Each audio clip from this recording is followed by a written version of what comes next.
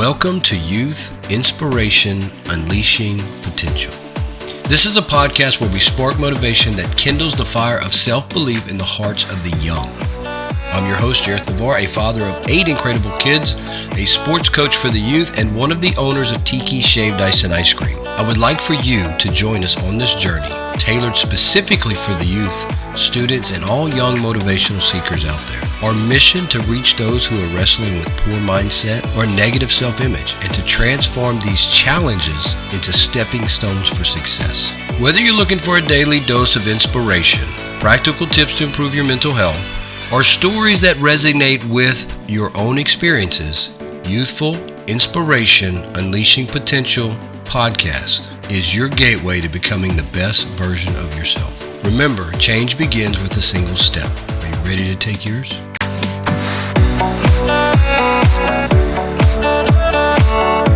To the podcast.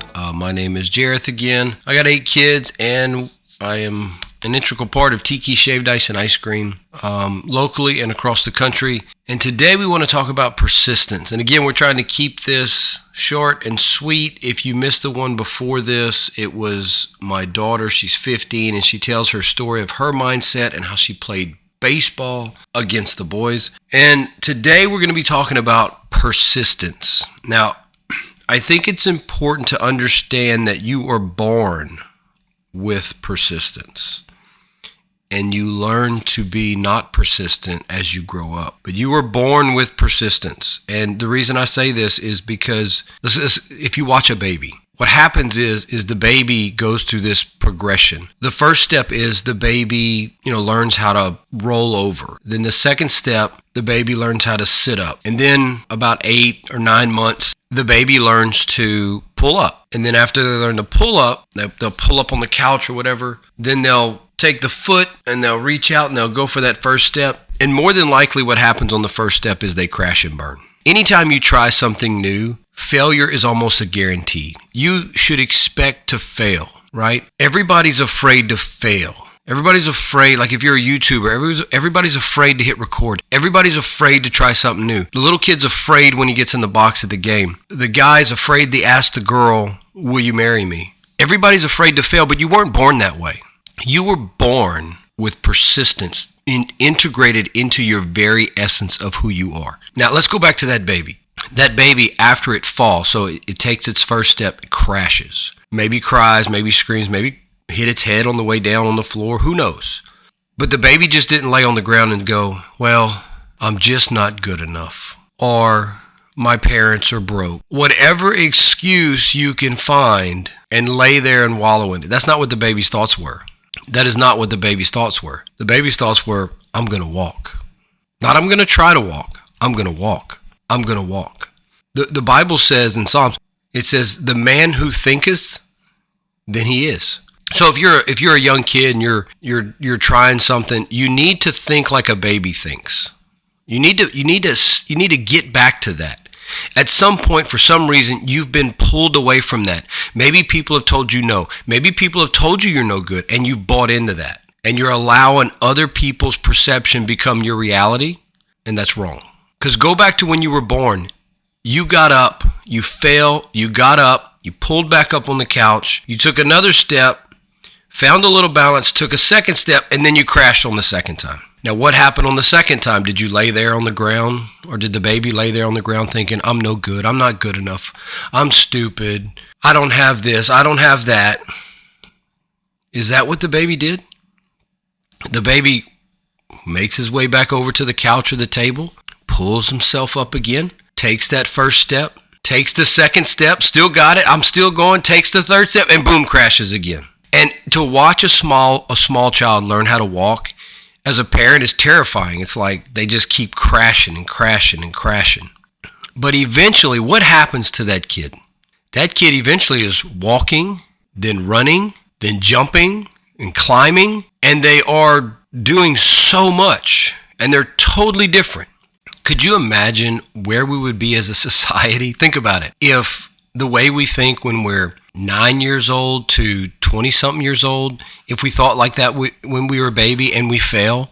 So imagine that. We think all these negative things as a baby and we fall on the ground. You'd have a whole society of people just laying down all the time. They couldn't get up. They couldn't imagine a baby laying there, and he thought like some of the way we think sometimes. Like the baby falls and he's like, "Oh gosh, I fell.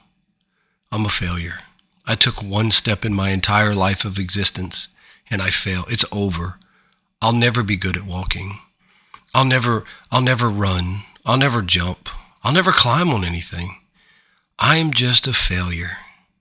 Imagine if that's the way the baby talked to themselves. There's so many young kids, like I do a lot of baseball. They get in the box, and I've even heard parents say, "Oh, he's just not a good hitter. Oh, he's just not an outfielder. Oh, he's just not a pitcher." Parents, maybe you're the ones that are untraining determination and persistence out of your children. But just imagine if we lived in a society where the babies thought like the older people. Nobody would walk. The first time failure hit, they would give up. They would quit. And that's what happens to so many people. The first time you fail, you quit. But why? You weren't born that way. You weren't born that way.